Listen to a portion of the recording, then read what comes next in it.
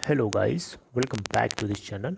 Guys, इस video में हम लोग बात करेंगे रेलटेल के आईपीओ के बारे में। आज 16 फरवरी को ये मार्केट में ओपन होने जा रहा है। इसकी क्लोजिंग है 18 ऑफ फेब को।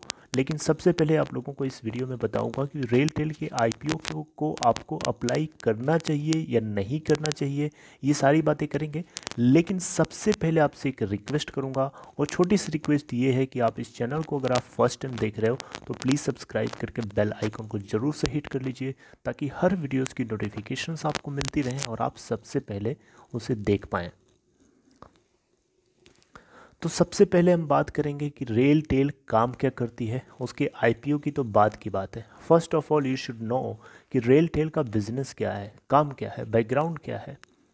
ओके, तो सबसे पहले आपको बताना चाहूँगा, रेल टेल का जन्म हुआ था सन 2000 में। 2000 के अंदर इसको इनकॉर्पोरेट किया गया था, भारत सरकार ने बनाया था। और भारत सरकार ने क्यों बनाया था, उसके पीछे क्या कारण था, क्यों ज़रूरत पड़ी इसकी, उसको जानिए।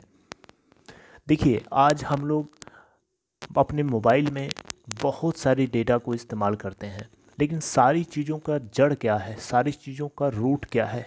हमारे टेलीकॉम सर्विस प्रोवाइडर्स, वो हमें सर्विसेज ब्रॉडबैंड नहीं प्रोवाइड कर रहे होते तो हम अपने स्मार्टफोन में डेटा को नहीं यूज़ कर पा रहे होते।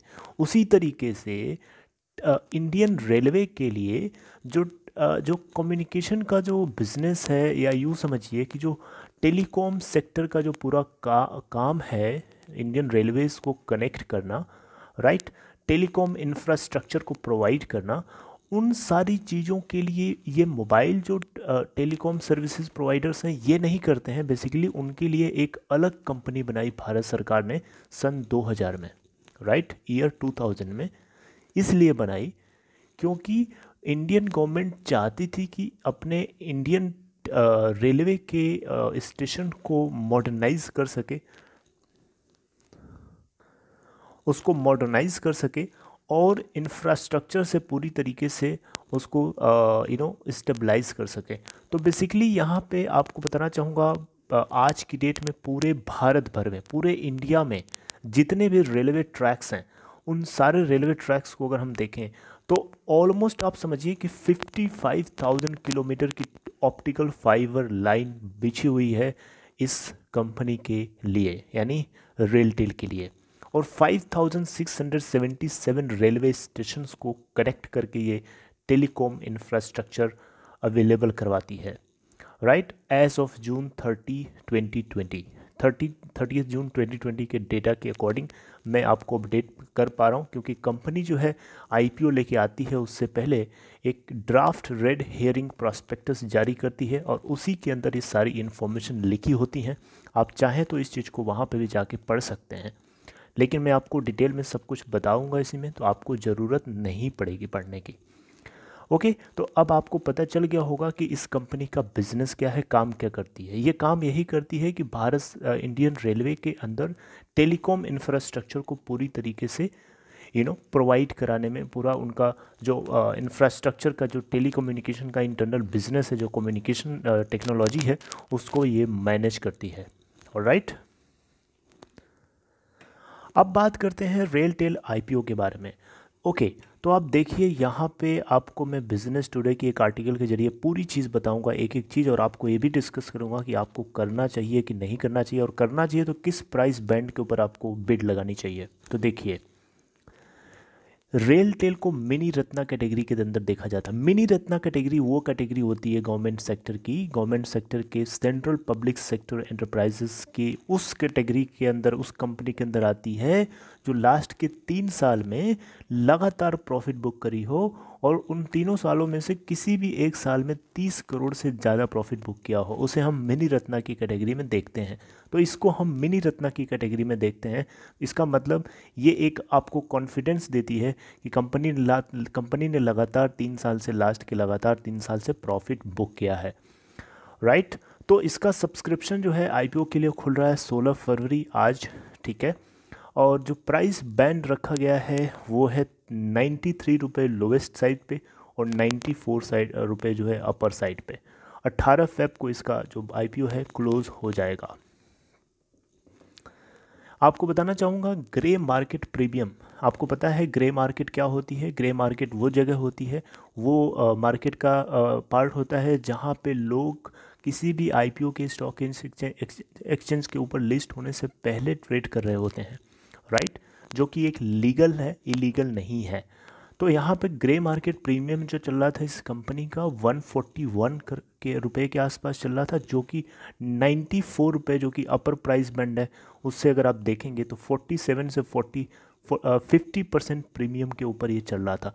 मतलब क्या हुआ आपको इसका मतलब पता है? इसका मतलब ये हुआ गाइस कि ये मार्केट में लोगों को ऐसा लग रहा है कि जैसे ही ये स्टॉक एक्सचेंज के ऊपर लिस्ट होगी इसकी प्राइस ऊपर की तरफ भाग जाएगी, और लोगों को अपर साइड पे 141 रुपये पर शेयर के हिसाब से लोगों को लग रहा है कि ये स्टॉक एक्सचेंज पर लिस्ट होते ही चढ़ जाएगी। इसका मतलब कि लोग काफ़ी ज़्यादा इसको लेकर के बुलिश हैं।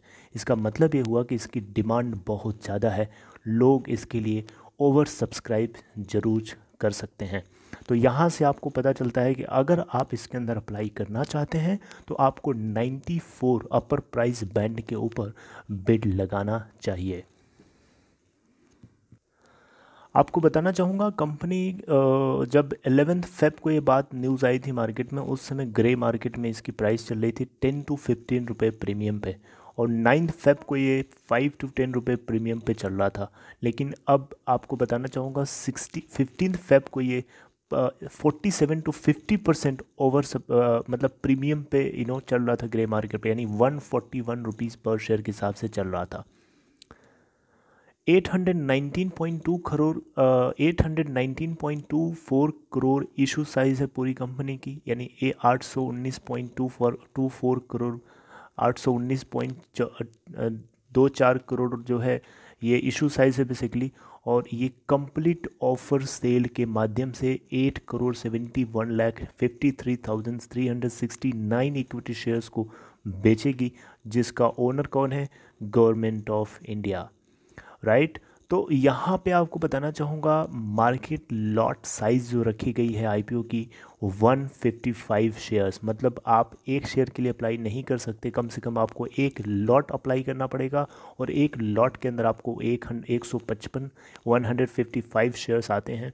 जहाँ पे अगर आप एक रिटेल कैटेगरी से बिलोंग करते हैं तो आपको मैक्सिमम 13 लॉट्स अप्लाई करने के लिए अलाउबिलिटी है। मतलब 13 लॉट्स में कितने शेयर्स हो जाएंगे? 13 मल्टीप्लाइड बाई 155 शेयर्स। अगर आप काउंट करेंगे तो आपको टोटल 2015 शेयर्स मैक्सिमम अलॉट हो सकते हैं, जिसकी कॉस्ट पड़ेगी आपको 1,89,410 रुपये। ठीक है, इसके बाद जो है इक्विटी शेयर्स जो होंगे स्टॉक एक्सचेंज पे NSE BSE दोनों पे लिस्ट कर दिए जाएंगे। रेड हेयरिंग प्रॉस्पेक्टस में कंपनी ने मेंशन किया है कि ये 819.24 करोड़ रुपए का जो प्रोसीड्स इसको मिलेगा, ये इसको यूज़ करके अपने डिसइन्वेस्टमेंट प्लान को कैरी आउट करेगी, और इसके अलावा इक्विटी शेयर्स की लिस्टिंग होगी स्टॉक एक्सचेंज के ऊपर, उससे जो जुड़े हुए बेनिफिट्स को अचीव करेगी। ऑलराइट, कंपनी ने यहाँ पे जो है जो प्रोसीड्स होंगी उसको कंपनी रिसीव नहीं कर पाएगी, बल्कि उसको basically government of India own करेगी, राइट? तो गवर्नमेंट ऑफ इंडिया के अंदर जो प्रेसिडेंट ऑफ इंडिया है, यानी हमारे इंडियन प्रेसिडेंट, वो इस कंपनी के प्रोमोटर के रूप में Indian ministry of Indian railway की तरफ से एक्ट करेंगे। मतलब ये हुआ, मैं ये कहना चाहता हूँ कि मिनिस्ट्री ऑफ रेलवे की साइड से प्रोमोटर के रूप में प्रेसिडेंट ऑफ इंडिया सामने होंगे, और इस कंपनी के रजिस्ट्रार के लिए चूज़ किया गया है के फिनटेक प्राइवेट लिमिटेड को। तो के फिनटेक प्राइवेट लिमिटेड एक ऐसी इसके लिए इसको रजिस्ट्रार के रूप में चूज़ किया गया है। अगर आप अप्लाई करते हैं बिडिंग के लिए, बिडिंग करते हैं, अगर आपको अलॉट होता है या नहीं होता है, स्टेटस को चेक करना होगा, तो आप रजिस्ट्रार की वेबसाइट के ऊपर जाकर के चेक कर सकते हैं। तो के फिनटेक प्राइवेट लिमिटेड, ये नाम याद रखिए, इनकी वेबसाइट के ऊपर ही आप अपने स्टेटस को चेक कर पाएंगे। ऑलराइट, तो ये आईपीओ से जुड़ी है एक बहुत बड़ी न्यूज़ थी गाइस। आप लोगों को बताना चाहूँगा रेल टेल का ग्रे मार्केट में 50% प्रीमियम चल रहा है आईपीओ आने से पहले, राइट? तो एक बहुत बड़ी बात है, इससे यही पता चलता है कि मार्केट में लोग इसको लेकर के बहुत ज़्यादा बुलिश हैं। Alright, So if you are interested then you can apply for 94 rupees अपर प्राइसमेंट पे आप इसके लिए अप्लाई कर सकते हैं। और लॉट साइज़ आपको बता ही दिया, ठीक है। अलॉटमेंट होता है या नहीं होता है उसका स्टेटस आप रजिस्ट्रार की वेबसाइट के ऊपर जा कर के चेक कर सकते हैं गाइस। ओके, तो इस कंपनी से जुड़ी हुई हर एक चीज़ आपको आई थिंक समझ में आ चुकी होगी। अगर आपको ये कंटेंट अच्छा लगा, आपको लगा कि ये हेल्पफुल है, आपको समझ में आया पूरा, तो आप इसे लाइक ज़रूर करें। दूसरी चीज़, डीमेट या ट्रेडिंग अकाउंट अगर आपको ओपन कराना है, in case there is if you are new, there is a link in description box, click on that link to open your account in Upstox. See you next time, till then take care.